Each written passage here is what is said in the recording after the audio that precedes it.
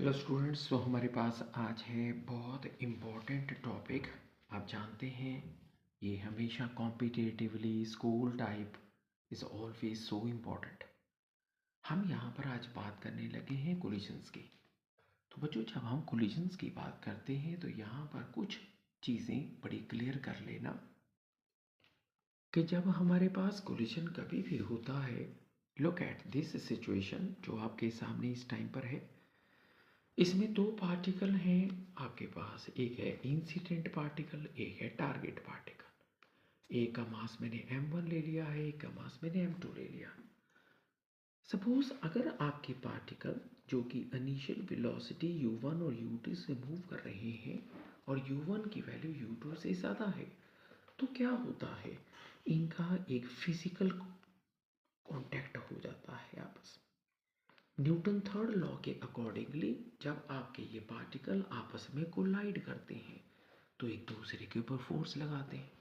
जरा पहले पार्टिकल को देखना, ये इस तरफ जा रहा है, लेकिन जब इसे टक्कर के दौरान फोर्स इस तरफ लगी, इस तरफ पार्टिकल इधर जा रहा है, इस फिगर में फोर्स इधर लगी है इसे कोलिजन से, इसकी वेलोसिटी बेचारी थोड़ी सी कम हो जाती है।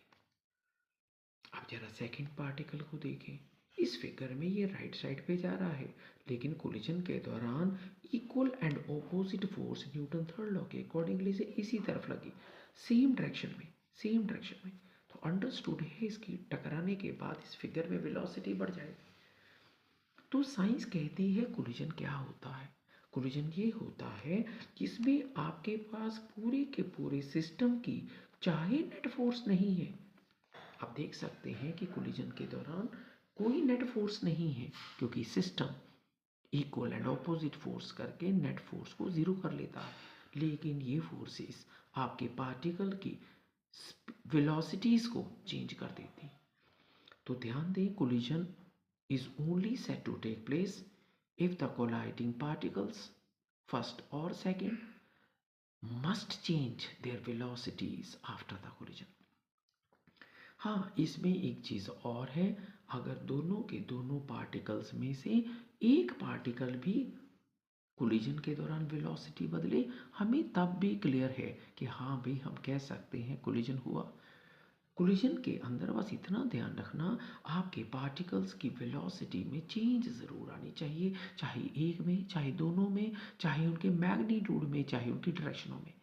क्योंकि कोलिजन के दौरान इन दोनों ने एक दूसरे पे इंटरेक्शन की है, फोर्स लगाई है, तो वेलोसिटीज़ तो चेंज होंगी ना। अब जब लोगों को पता लगने लगा कि कोलिजन के बाद वेलोसिटियाँ बदल जाती हैं, कोलिजन से पहले वेलोसिटियाँ हैं, तो हमारी साइंस, आपको पता है, इस क्वेश्चन में दो बातें बड़ी ध्यान से देखती है। नंबर वन, इस क्वेश्चन में सिस्टम की नेट फोर्स ज़ीरो है। और आपको पता है अगर सिस्टम की नेट फोर्स ज़ीरो है तो आपने न्यूटन मैकेनिक्स में पढ़ा है, ऐसे क्वेश्चनों में जितनी मोमेंटम एक्शन से पहले होती है उतनी मोमेंटम एक्शन के बाद है, क्योंकि अगर फोर्सेस एब्सेंट हों तो ये फंडामेंटल रूल आपके सामने आ गया है। ये है आपका वो रूल कि अगर सिस्टम के पास नेट फोर्स ही नहीं है तो जितनी मोमेंटम एक्शन से पहले होगी उतनी मोमेंटम एक्शन के बाद बोलूँगा।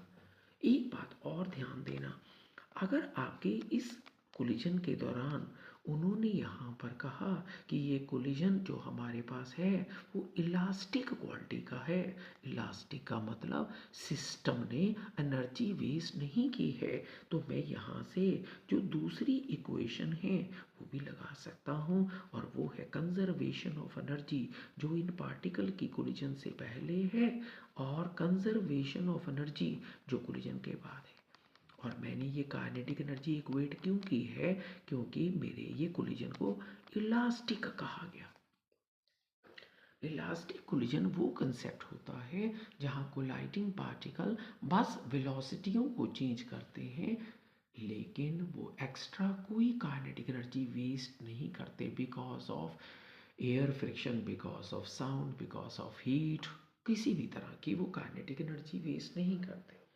एक तीसरी बात जो यहाँ पर बड़ी इम्पोर्टेंट रहती है कोलिजन्स के आर्टिकल में, जब आप ये आर्टिकल्स में करते हैं तो आपको पता है आपकी ये वेलोसिटी पहले से बढ़ गई है, आपको पता है ऑपोजिट फोर्स के कारण ये वेलोसिटी कम हो गई है, तो लोग क्या करते हैं, रिलेटिव वेलोसिटी निकालते हैं कोलाइडिंग पार्टिकल्स की कोलिजन के बाद, बड़ा माइनस छोटा करना होता, और कोलाइडिंग पार्टिकल की वेलोसिटी निकालते हैं कोलिजन से पहले, और इनकी रेशो को ज़रूर चेक करते हैं। ये रेशो बड़ी काम आती है, इस रेशो को बोलते हैं कोफिशिएंट ऑफ रेस्टिट्यूशन।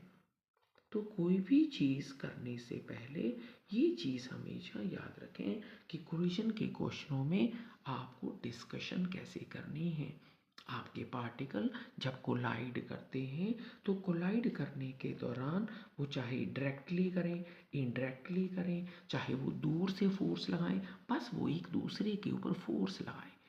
अगर उन्होंने एक दूसरे के ऊपर फोर्स लगा दी है तो और वेलोसिटीज़ में चेंजेस आ गई हैं, तो मेरे लिए ये एक साइंटिफिकली कोलिजन माना जाता है। Some time it may can happen, अगर आप इस गौर से देखें इस स्टोरी को, तो कई बार क्या होता है आपके पार्टिकल जो आप देख सकते हैं इस तरह से मूव कर रहे हैं विद डिफरेंट वेलोसिटीज़, और इनके आपस में इंटरेक्शन हो जाए। कई बार इनका लाइन ऑफ एक्शन सेम नहीं होता। इंटरेक्शन के दौरान आपके पार्टिकल कोलाइडिंग पार्टिकल अपना लाइन ऑफ एक्शन बदल भी सकते हैं।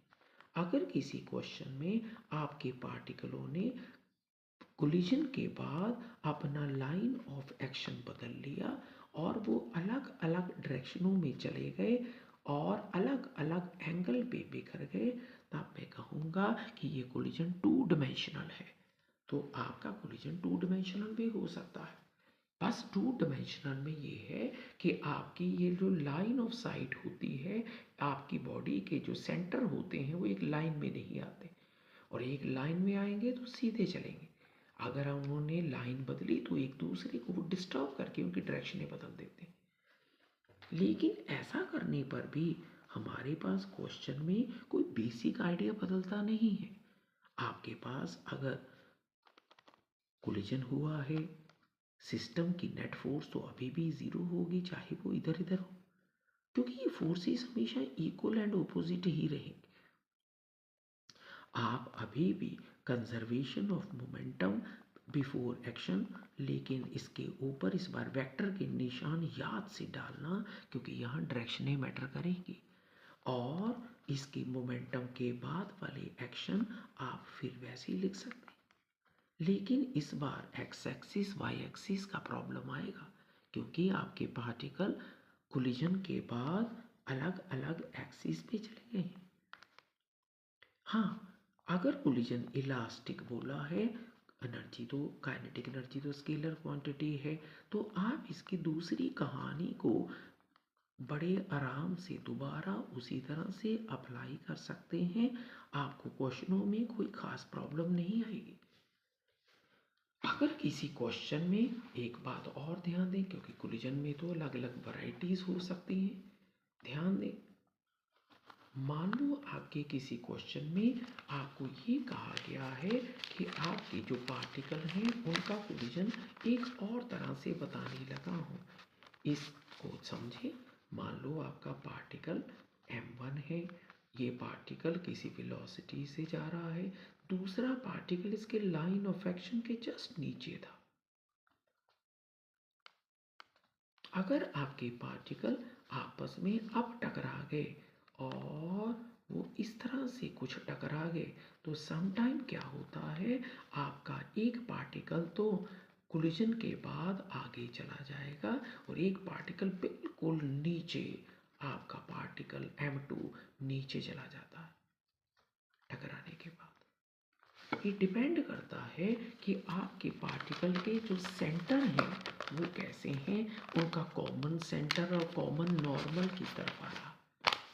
अगर इस क्वेश्चन में आप देखें तो आपके पार्टिकलों का आपस में फिर टकराना, लेकिन अगर आपके पार्टिकल कुछ इस तरह से टकरा गए तो कई बार आपका एक पार्टिकल तो अपनी लाइन ऑफ एक्शन को, काइनेटिक एनर्जी को मेंटेन करके निकल जाता है, दूसरा बेचारा 90 डिग्री नीचे चला जाता है।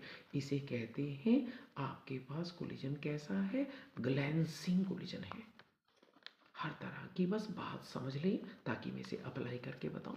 इसे कहते हैं ग्लेंसिंग कोलिजन है, जहाँ पर एक पार्टिकल 90 पे, एक पार्टिकल सीधा निकलता है, दूसरा 90 पे आता है। एक इंटरेक्शन में इसे भी ज़रूर समझ लेना। अगर आपके पास दो पार्टिकल हैं और उन्होंने क्वेश्चन में दो पार्टिकल दिए और क्वेश्चन में कहा कि ये पार्टिकल आपस में इन इलास्टिक कोलिजन कर रहे हैं, बच्चों बताएं अगर ये इन इलास्टिक कोलिजन कर रहे हैं व्हाट डज इट मीन। ये आपस में स्टिक टुगेदर कर गए हैं। स्टिक टुगेदर करने का मतलब, इसी क्वेश्चन में अगर मैंने कहा कि मेरे इस क्वेश्चन में परफेक्ट इन इलास्टिक कोलिजन है, इसका मतलब दोनों पार्टिकल आपस में कंबाइन जुड़ गए हैं और ये पार्टिकल जो है वो अब सेपरेट नहीं होंगे आफ्टर कोलिजन। तो यहाँ पर बस इतना ध्यान रखें, जब आप मोमेंटम की कंडीशन लगाएंगे, क्योंकि कोलिजन तो इलास्टिक नहीं है, मोमेंटम की कंडीशन लगाएंगे तो m1 की और m2 की कंबाइंड वेलोसिटी सेम लेना, क्योंकि इन्होंने तो सेपरेट होना ही नहीं है आफ्टर कोलिजन। इस तरह के कोलिजन को कहते हैं कि ये परफेक्ट इन इलास्टिक कोलिजन है, ताकि आपको पहले सारी वैल्यू समझ आ जाए, ताकि मैं फिर इसे एक एक करके अप्लाई करके आपको बताऊं।